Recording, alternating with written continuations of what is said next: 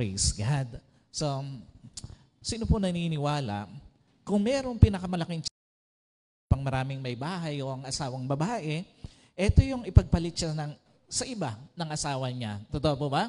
Kung meron mang pinakamalaking challenge na hinaharap ang isang babae, ang isang asawang babae, ito yung ipagpalit siya sa iba eh. Pansinin nyo, maraming may bahay sa totoo lang, kayang tiisin ang pagod sa bahay. Totoo mo ba yun? Pero, yung pagod doon sa panloloko, doon yung pagod na ipagpalit siya sa iba ng kanyang asawa, ito yung sobra na nakakapagod sa isang may bahay. At pansinin nyo, maraming may bahay sa totoo lang, kaya namang tiisin na hindi makahawak ng pera eh. Pero, hindi yung hirap na ipagpalit siya sa iba eh. According doon sa malungkot na resulta ng pag-aaral na isinagawa ng Department of Health kasama ang University of the Philippines National Institute of Health, lumalabas na sa kanilang pag-aaral na inilabas nila noong February 2024, mayroong 15 million single parent sa Pilipinas at 95% dito mga babae. Anong pinapakita nito? Mas maraming babae ang inaabandona, mas maraming babae ang iniiwan, at mas maraming babae ang ipinagpapalit sa kanila. At ito ay lumalabas doon sa pag-aaral ng Department of Health at ng UP na 95% ng 15 million na single parent na yon ay puro mga babae. Which is, from the very beginning, hindi nakasama sa intensyon ng Diyos sa marriage na ang babae aabandonahin. From the very beginning, hindi nakasama sa intensyon ng Diyos sa marriage na ang babae iiwan. And from the very beginning, hindi nakasama sa intensyon ng Diyos sa marriage na ang babae ipagpapalit sa iba.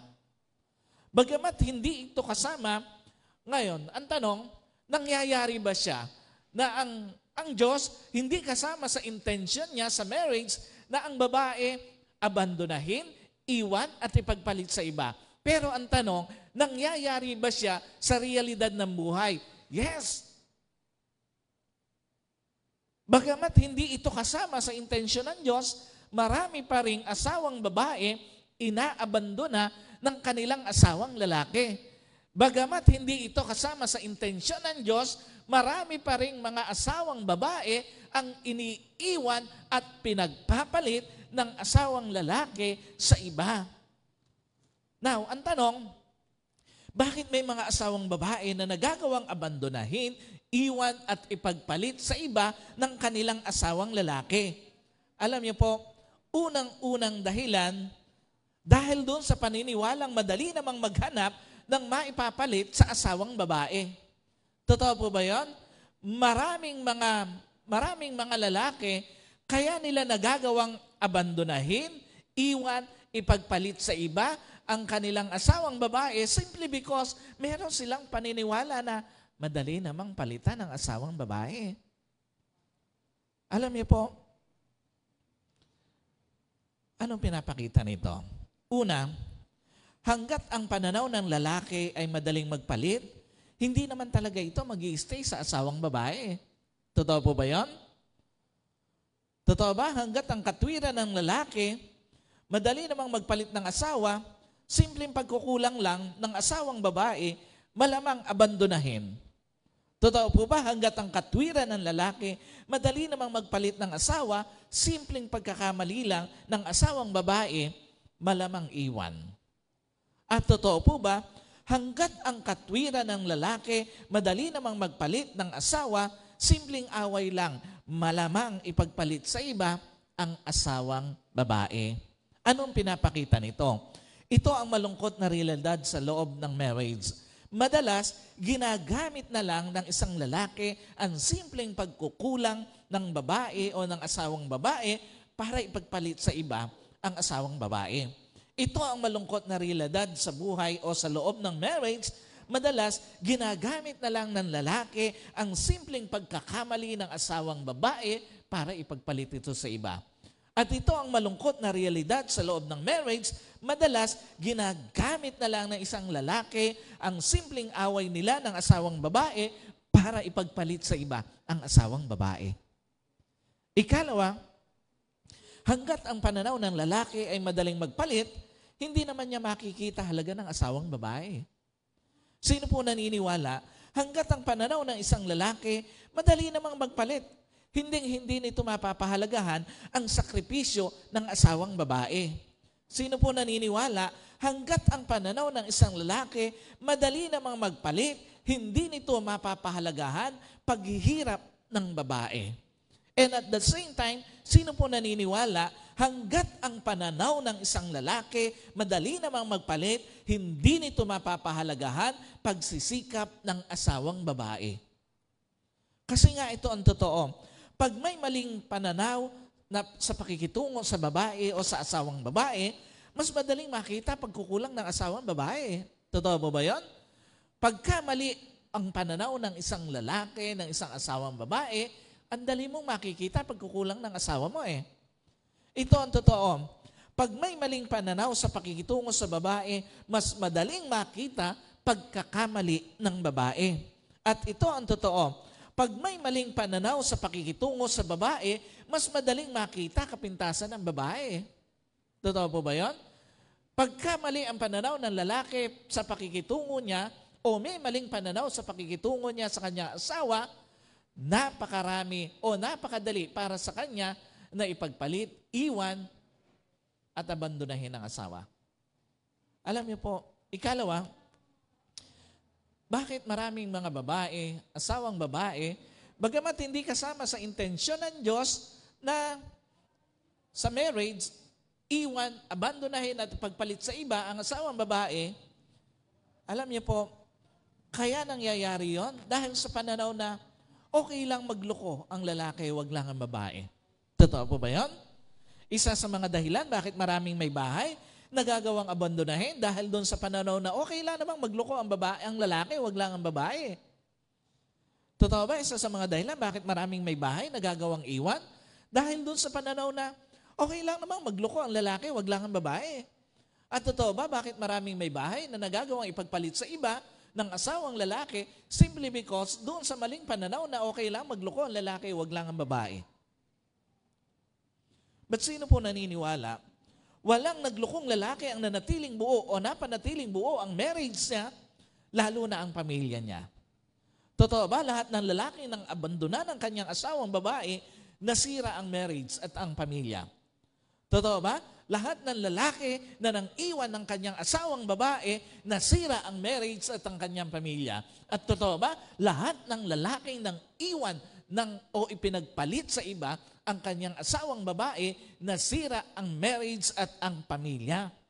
What's the point? Lahat ng lalaking nagloko, tinatanggalan ng karapatan ang sarili niya na tuluyang umayos ang asawa niya o utusang umayos ang asawa niya dahil siya mismo wala sa ayos. Lahat ng lalaking nagloko, tinatanggalan ng karapatan ang sarili niya na utusang umayos ang mga anak niya dahil siya mismo wala sa ayos. At lahat ng lalaking nagloko, tinatanggalan ng karapatan ang sarili niya na utusang umayos ang pamilya niya simply because siya mismo wala sa ayos. Kasi nga ito ang totoo. Hindi mo pwedeng tingnan o hingin sa iyong mga anak na ibigay mismo ang isang bagay na ikaw mismo hindi mo na ibibigay.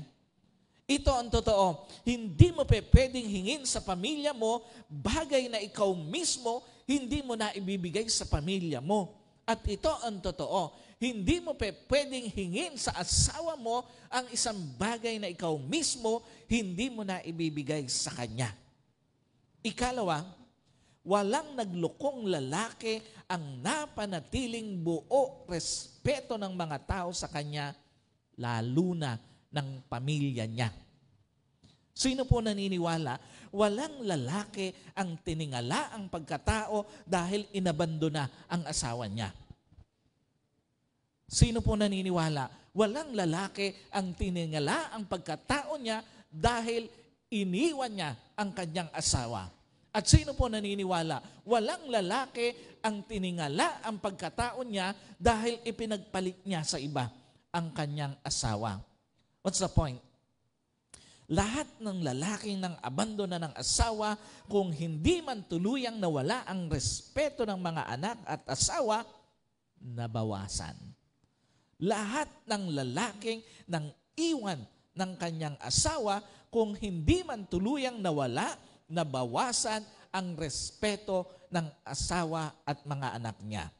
At lahat ng lalaking ipinagpalit sa ibang asawa, kung hindi man tuluyang nawala, nabawasan ang respeto ng asawa at mga anak niya. Dahil ang respeto, tinatanggap, nakukuha, hindi dahil tatay ka, kung hindi karespe-respeto kang tatay.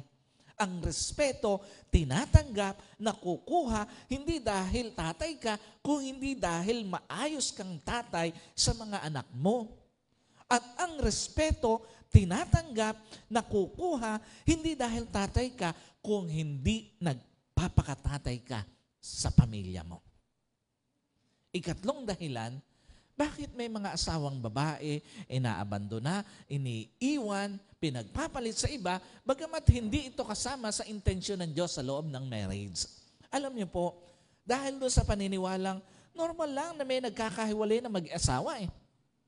Totoo ba isa sa mga dahilan bakit napakaraming babae inaabandona ng kanilang asawang lalaki simply because dahil doon sa pananaw na normal lang naman na may nagkakahiwalay na mag-asawa. Totoo ba?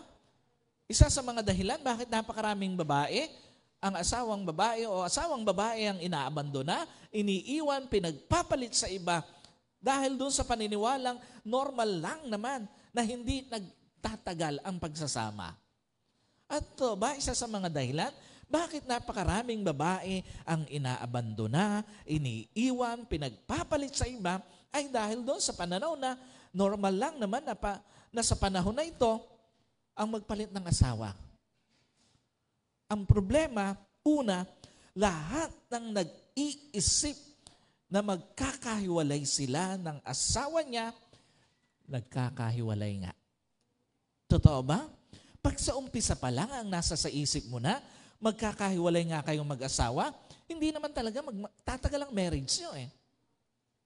Totoo ba? Pag sa umpisa pa lang, ang nasa isip mo na, hindi naman kayong magtatagal na mag-asawa, hindi naman talaga magtatagal marriage nyo eh. At totoo ba, pag umpisa pa lang, ang nasa sa isip mo na, magkakalayo naman kayong mag-asawa, hindi naman talaga magtatagal ang marriage nyo eh.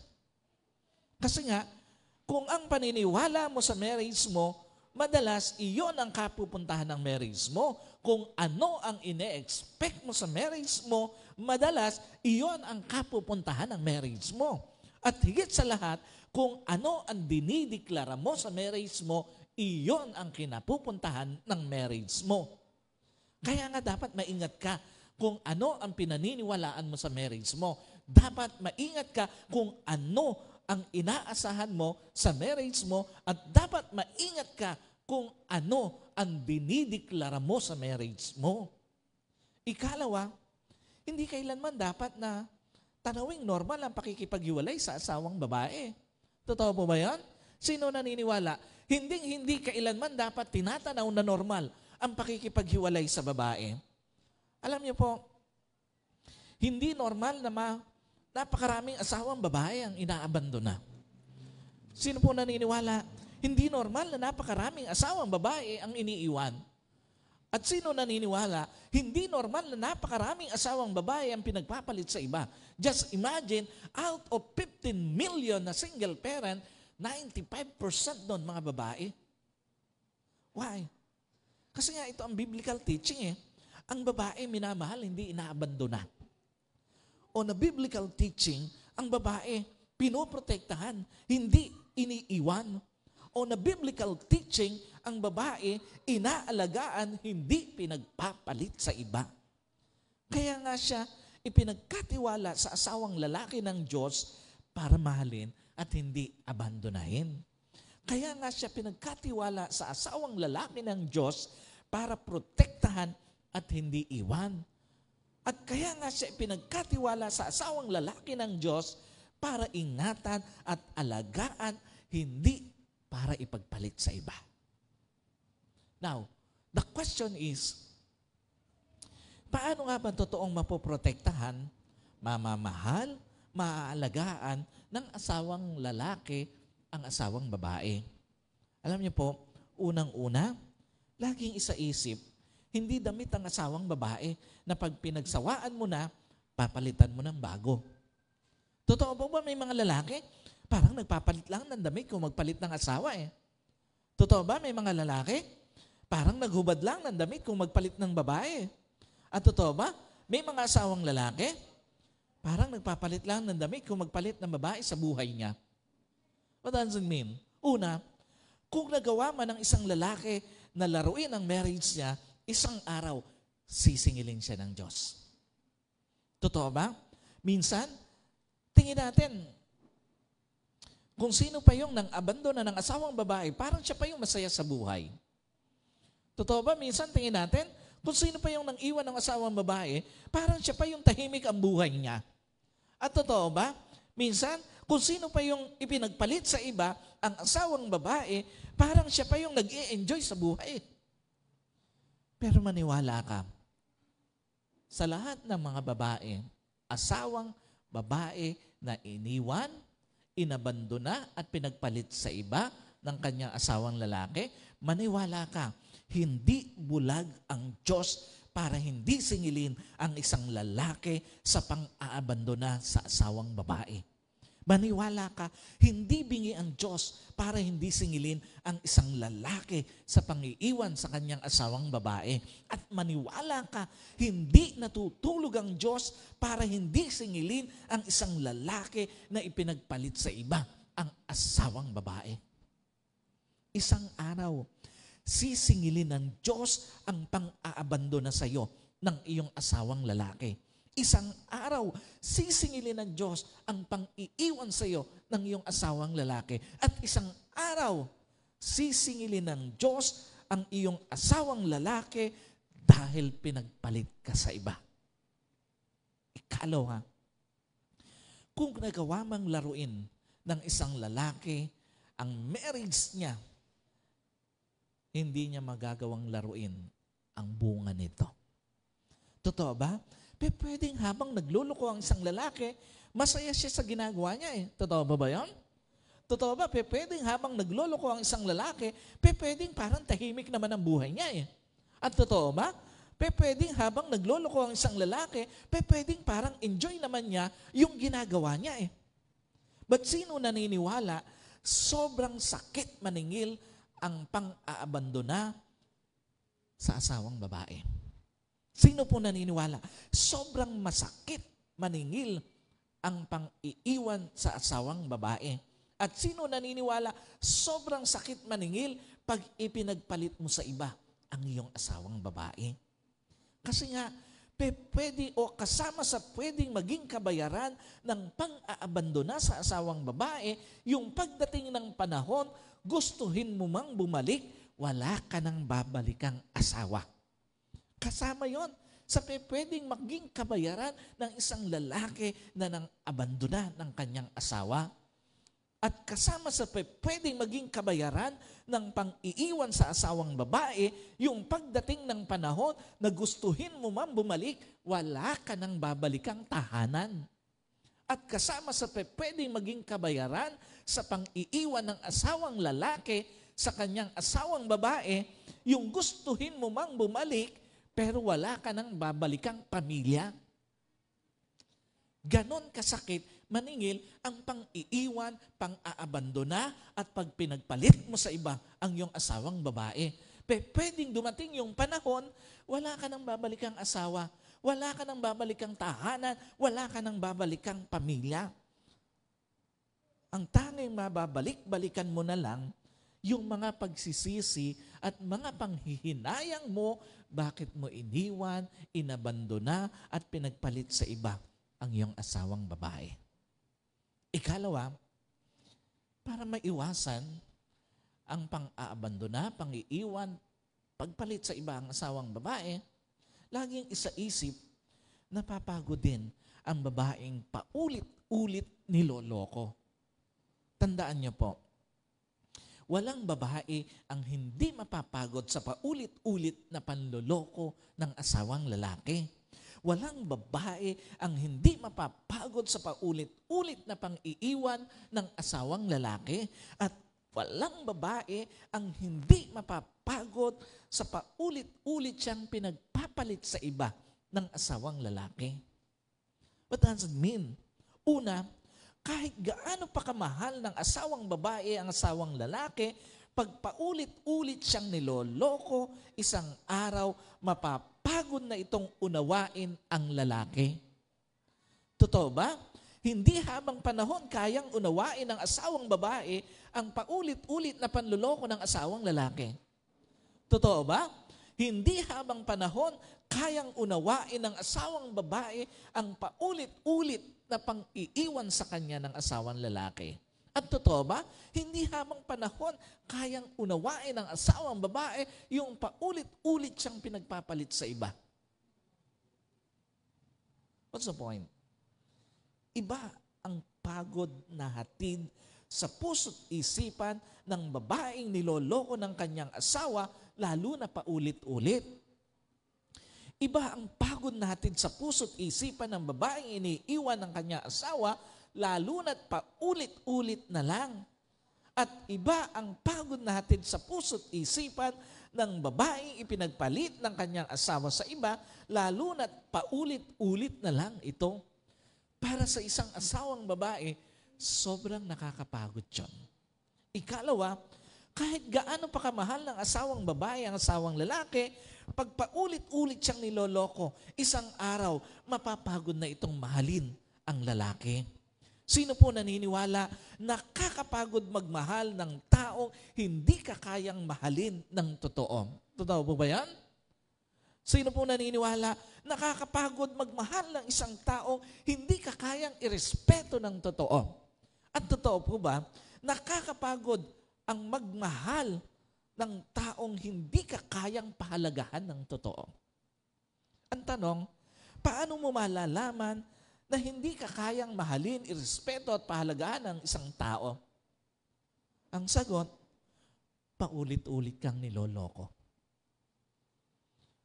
Meaning, huwag sabihin ng isang lalaki na mahal siya ng kanyang may bahay dahil isang araw, mapapagod yung pagmamahal na yon, pagpapaulit-ulit na niloloko. Huwag sabihin ng isang lalaki na mahal siya ng kanyang asawa dahil isang araw, pwedeng mawala yung pagmamahal na yon pag paulit-ulit siyang niloloko. At huwag sabihin ng isang lalaki na mahal siya ng kanyang asawa dahil isang araw, mapapalitan yung pagmamahal na yon ng galit dahil sa paulit-ulit na panloloko.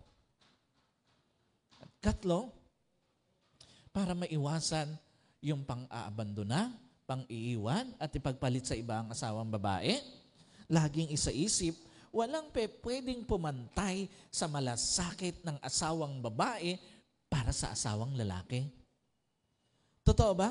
Wala naman talagang kayang pumantay sa malasakit ng asawang babae sa kanyang asawang lalaki. Totoo ba? Wala naman talagang kayang pumantay sa pag-intindi ng asawang babae sa asawang lalaki. At totoo ba? Wala naman talagang kayang pumantay sa pagtitiis ng asawang lalaki o ng asawang babae para sa kanyang asawang lalaki. What does it mean? Una, napaka-unique ang pagmamahal ng asawang babae o ng isang may bahay para sa kanyang asawa. Totoo ba? Sobrang unique ang pagmamahal ng asawang babae sa asawang lalaki.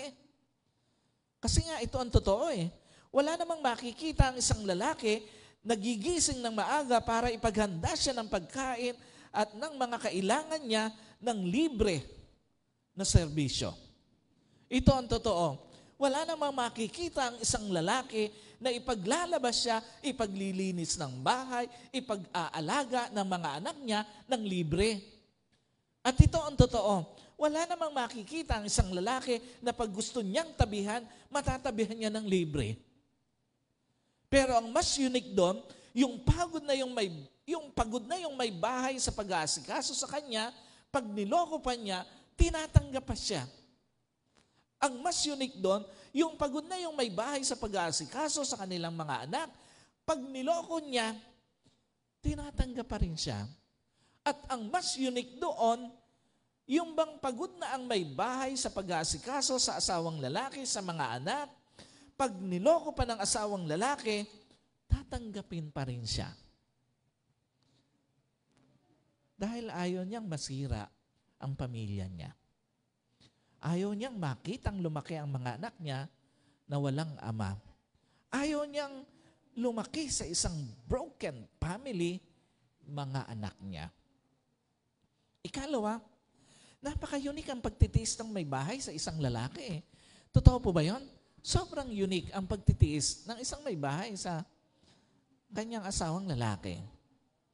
Kasi ninyo, kahit kulang ang budget na iabot ng mister, titiisin yun at pipilitin pagkasyahin.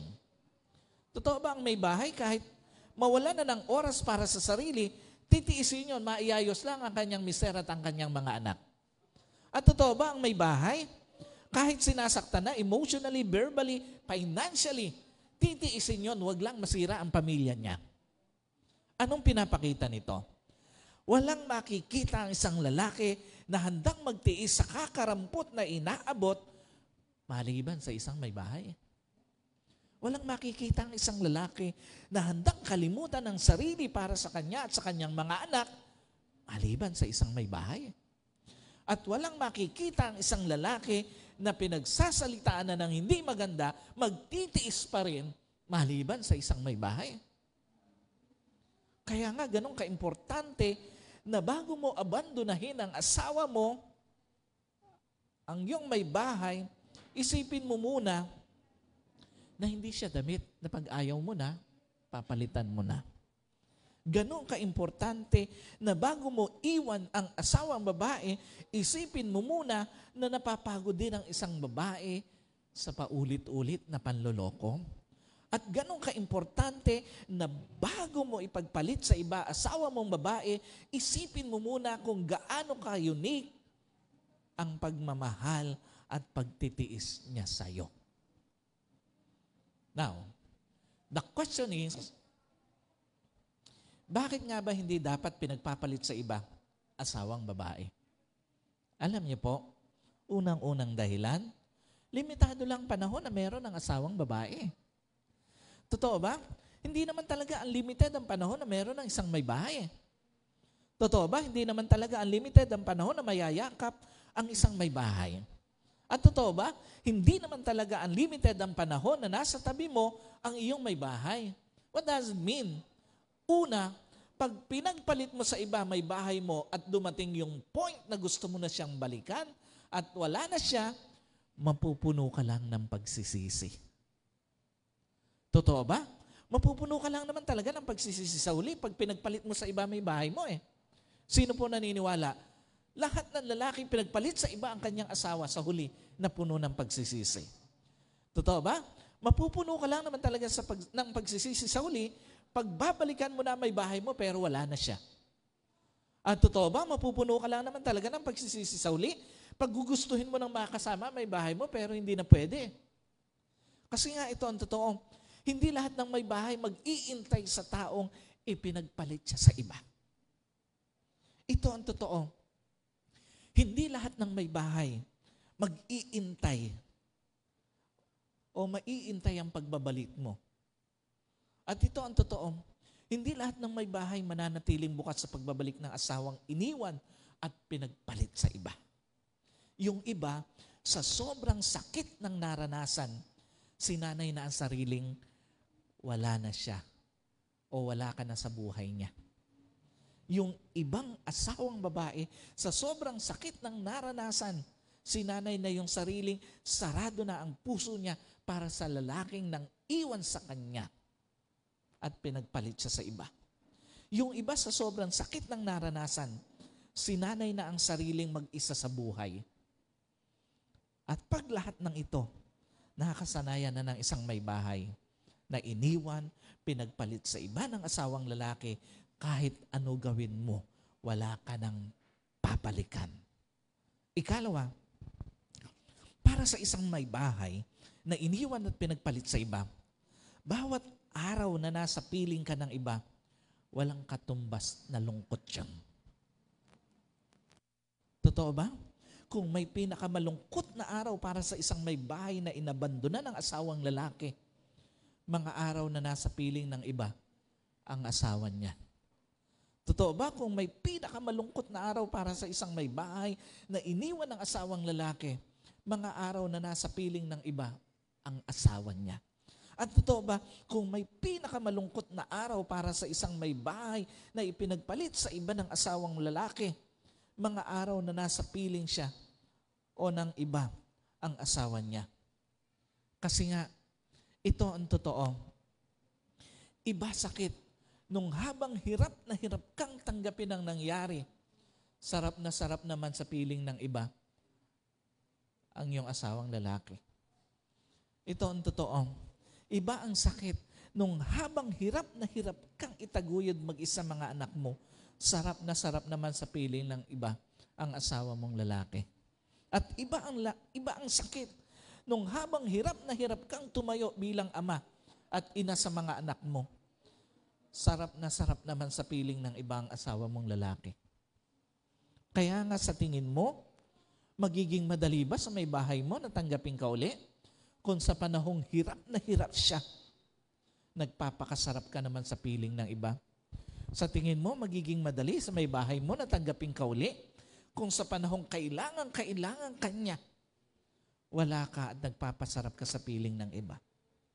At sa tingin mo, magiging madali sa may bahay mo natanggapin ka uli? Kung sa panahong walang-wala siya, wala ka at nagpapasarap ka sa piling ng iba. Ikalawang dahilan, bakit hindi dapat abandonahin, iwan at ipagpalit sa iba ang asawang babae? Mahirap nang ibalik ang pagmamahal ng napagod na puso. Totoo po ba? Mahirap nang ibalik ang pagmamahal ng napagod na puso. Sino naniniwala ang hirap ibalik ng pagmamahal ng isang napagod na puso? Totoo ba? Napakahirap ibalik ang pagmamahal ng isang napagod na puso dahil sa pang-aabandona ng asawang lalaki. Dahil sa pang-iiwan ng asawang lalaki. At dahil ipinagpalit siya sa ibang babae. What does it mean? Una, walang may bahay ang hindi mapapagod sa paulit-ulit na pananakit ng asawang lalaki sa kanilang marriage. Totoo ba? Kahit gaano pa katatag ang isang babae, ang isang may bahay, pag paulit-ulit sinasaktan emotionally, mapapagod ang isang may bahay. Totoo ba? Kahit gaano pa katatag ang isang may bahay, pag paulit-ulit siyang sinasaktan intentionally, mapapagod ang isang may bahay. At totoo ba?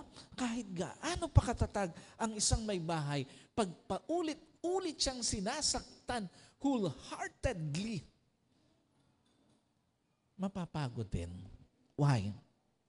Kasi nga, yung minsan pagkakamali sa asawang babae, dala ng kahinaan bilang lalaki, madali pang sabihin yung simula na lang uli kayo eh. Yung minsan pagkakamali sa asawang babae, dala ng kahinaan ng asawang lalaki, madali pang sabihin yung kalimutan na lang ang nangyari eh. At yung minsan pagkakamali sa asawang babae, dala ng kahinaan bilang lalaki, madali pang sabihin yung wag mo na lang uulitin eh. Pero yung paulit-ulit na panloloko, ang tindi ng iniiwang sakit nun sa asawang babae. Yung paulit-ulit na panloloko, ang tindi ng dinadalang trauma nun sa asawang babae. At yung paulit-ulit na panloloko, ang tindi ng dinadalang pagod nun sa puso ng asawang babae. Ikalawa, walang babae ang hindi mapapagod sa paulit-ulit na kawalan ng respeto ng asawang lalaki sa kanilang marriage eh. Sino po naniniwala ang paulit-ulit na panluloko sa asawang babae, kawalan ng respeto sa asawang babae? Sino po naniniwala ang paulit-ulit na panluloko sa asawang babae, kawalan ng respeto sa kanilang marriage? At sino po naniniwala ang paulit-ulit na panluloko sa asawang babae, kawalan ng respeto sa kanilang pamilya? Ano ibig sabihin nito? Ang panloloko sa asawang babae, hindi lang pananakit sa kalooban ng babae, papakita rin ito ng kawalan ng respeto sa asawang babae. Ang panloloko sa asawang babae ay hindi lang pananakit sa kalooban ng asawang babae, kung hindi pagpapakita rin ito ng kawalan ng respeto sa kanilang marriage na binuo. At ang panloloko sa asawang babae ay hindi lang pananakit sa kalooban ng babae, pagpapakita rin ito ng kawalan ng respeto sa kanilang pamilya na binuo. And finally, hindi ka naman patatahimikin ng konsensya mo pag pinagpalit mo sa iba ang iyong asawang babae. Sino po naniniwala? Walang lalaking napanatag ang kalooban matapos abandonahin ang asawang babae. Sino po naniniwala? Walang lalaki ang napanatag ang kalooban matapos iwan ang asawang babae. At sino po naniniwala? Walang lalaki ang napanatag ang kalooban matapos ipagpalit sa iba ang asawang babae. Lahat ng inabandona, ng iwan at ipinagpalit sa iba ang asawang babae, hindi nagkaroon ng totoong kapayapaan sa buhay. What does it mean? Una, it's a way of God para singilin ang lalaking nang abandona, nang iwan at pinagpalit sa iba ang asawang babae. Sa lahat ng mga babaeng inabandona ng asawang lalaki, maniwala ka, ang Diyos ang maniningil para sa iyo. Sa lahat ng mga babaeng iniwan ng asawang lalaki, maniwala ka, ang Diyos ang maniningil para sa iyo. At sa lahat ng mga babaeng ipinagpalit sa iba ng asawang lalaki, maniwala ka, ang Diyos ang maniningil para sa iyo. Anong pinapakita nito? Hindi papayag ang Diyos na hindi pagbayaran ng isang lalaki ang pang-aabandonan niya sa kanyang asawang babae. Maniwala ka, hindi papayag ang Diyos na hindi pagbayaran ng isang asawang lalaki ang pang-iiwan niya sa kanyang asawang babae. At maniwala ka, hindi papayag ang Diyos na hindi pagbayaran ng isang lalaki yung ginawa niyang ipagpalit sa iba ang kanyang asawang babae. Ikalawa, it's a way of God para hindi ma-enjoy ng isang lalaki mga panahong inabandona, iniwan at pinagpalit niya sa iba ang kanyang asawang babae. Sino po naniniwala? Hindi papayag ang Diyos na yung asawa mong lalaki na nang abandona sa iyo, ma-enjoy ang buhay niya matapos kang abandonahin? No. Hindi papayag ang Diyos na yung asawa mong lalaki na nang iwan sa iyo, ma-enjoy ang buhay niya matapos kang iwan. At hindi papayag ang Diyos na ma-enjoy ng asawa mong lalaki yung panahon o yung buhay niya matapos kang ipagpalit sa iba. What does it mean? Maniwala ka. Sa umpisa lang yon, yung parang masaya ang buhay ng asawa mong lalaki na nang abandona sa iyo. But later on, sisingilin siya ng Diyos. Maniwala ka, sa umpisa lang yon parang masaya buhay ng asawa mong lalaki na nang iwan sa iyo. But later on, sisingilin siya ng Diyos. At maniwala ka, yung parang masaya buhay ng asawa mong lalaki na ipinagpalit ka sa iba. But later on, sisingilin siya ng Diyos. At kasama sa way ng paniningil ng Diyos, untimely na pagkawala ng maayos na kita ng nang abandona sa iyo na asawa mong lalaki.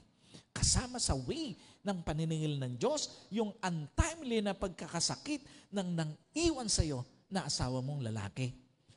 At kasama sa way ng paniningil ng Diyos, yung mas masakit na paghihiwalay nila ng ipinagpalit sa iyo.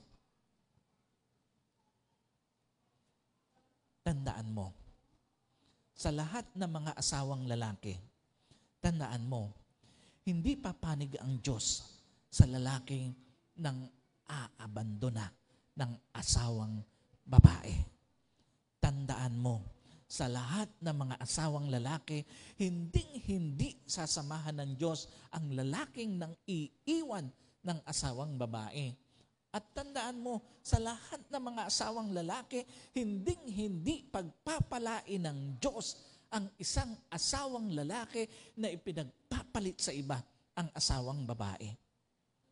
Kaya nga sa halip abandonahin, iwan at ipagpalit sa iba ang asawang babae, gaya ng sinabi ni Peter, samahan mo na lang siya habang buhay dahil limitado lang ang panahon na pwede mo siyang makasama. Pakaingatan mo na lang ang pagmamahal niya dahil pwedeng mapagod ang puso niya sa paulit-ulit na panloloko. At pakamahalin mo na lang siya dahil walang nalugi, walang nanghinayang sa pagmamahal sa asawang babae. Let us pray. Panginoon, tinataas ko po sa iyo lahat ng pamilya na nasa bingit, nasa panganib ng pagkasira, mga marriage na unti-unting nasisira. Tulungan mo po, Panginoon, na ito ay manatili pang buo. Ipaunawa, lalo na sa asawang lalaki, na kung siya man ay nagnanais na magpalit ng asawa, walang kapares at walang kapantay ang malasakit ng asawang babae, ang pagmamahal ng asawang babae. At walang hindi nagsisi sa isang asawa na pinagpalit sa iba, iniwan at inabandona ang kanyang asawa. Lord, ang dalangin ko po sa mga iniwan, inabandona at ipinagpalit na mga asawang babae sa iba, bigyan mo po sila ng kalakasan. Bigyan mo po sila ng katatagan na harapin ang matinding pagsubok sa kanilang buhay, sa kanilang marriage, sa kanilang pamilya. Sa mga panahon na nanghihina sila, ikaw po ang magbigay ng kalakasan sa kanila. Sa mga panahong nalulungkot sila, ikaw po ang magbigay ng kagalakan sa kanilang mga puso. Muli, sa lahat po ng mga asawang iniwan, mga may bahay na iniwan, inabandona at pinagpalit sa iba ng kanilang asawang lalaki, ikaw po ang kumalinga sa kanila. Salamat po sa pangalan ng aming Panginoong Hesus. Ito po ang aking dalangin. Amen and amen. God bless po sa inyong lahat.